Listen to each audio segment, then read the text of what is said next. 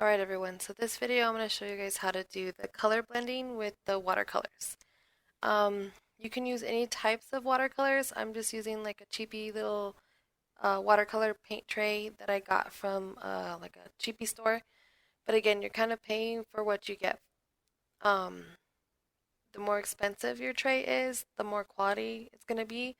And I kind of figured that out. I learned that as I was working with these.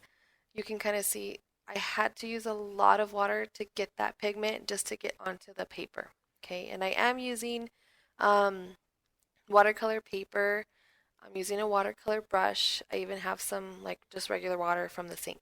Okay, I also have a napkin so that way I can kind of wipe away and dry off my paintbrush, which I learned the hard way that that's not really what you want to do, but you do want to at least make sure that you don't have any paint color in your brush before you move on to the next color. Okay. Um, this first half of this video, I'm going to be honest, is a lot of trial and error with me because I'm not very familiar with watercolors. I know how watercolors work and I've used them before, but I don't use them very often. And so for me, this was a lot of trial and error. And in fact, here was like this first one was my first mistake. I learned throughout this video that I'm not very good with watercolors, and that's okay if you're not good with watercolors. It's not for everybody. But when you're working with watercolors, I've learned that you have to be very patient and you have to kind of let the water do its own thing. In fact, if you leave the water setting for too long, like I did here in this first box, it kind of bleeds into the paper and it dyes the paper because that's what watercolors are doing, right? They're dyeing the paper with the pigment that you're adding onto the paper. And so this first box that I did, that little green spot that I did overlap my watercolors, the blue and the yellow, you can see the green, but I couldn't get it to transition. I couldn't get that transition because the paper had already kind of absorbed that color and I wasn't going to be able to change that color and smooth it out. So the second box I'm trying a different technique where you wet the paper first and then you add the pigment of the watercolor. And you can actually see because the paper is wet first, it actually pulls some of that color onto the other side. It kind of pulls it into where the water is.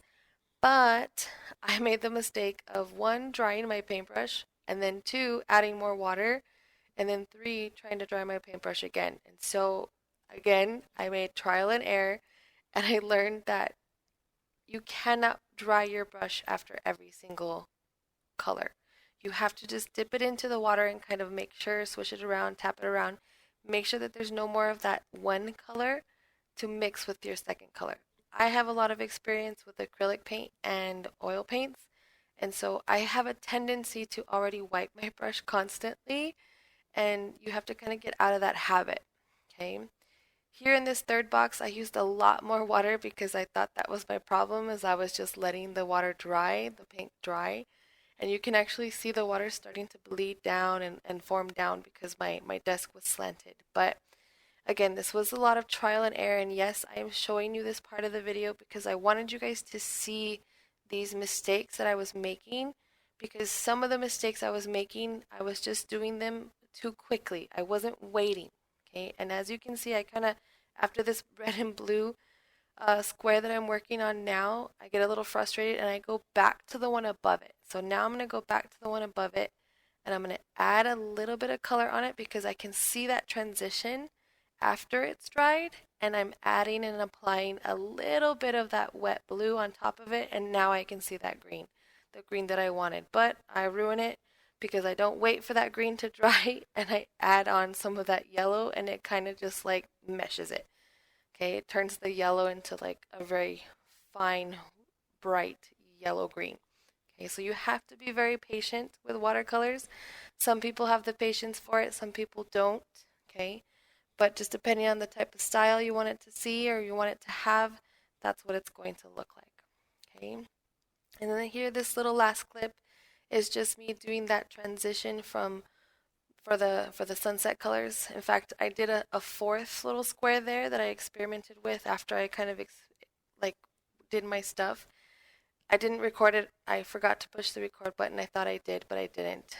Okay, but as you can see, I've actually learned that I'm going to, instead of start with my lighter color, I'm going to start with my darker color. And as those colors are a little wet on my paper, I'm going to add that second color on top of it so that way it kind of like pulls and brings down those watercolors together with it. And I'm not really changing, I'm not drying my brush, I'm not even like cleaning my brush, I'm just quickly going through so that way that whole piece stays like consistently wet with itself, and I'm adding in those colors together. And you can see I did a lot better with that blending, a lot better with those transitions, and that's just what it takes with the watercolor, is that experimenting and getting used to it and getting a hang of how the water is going to work on your paper.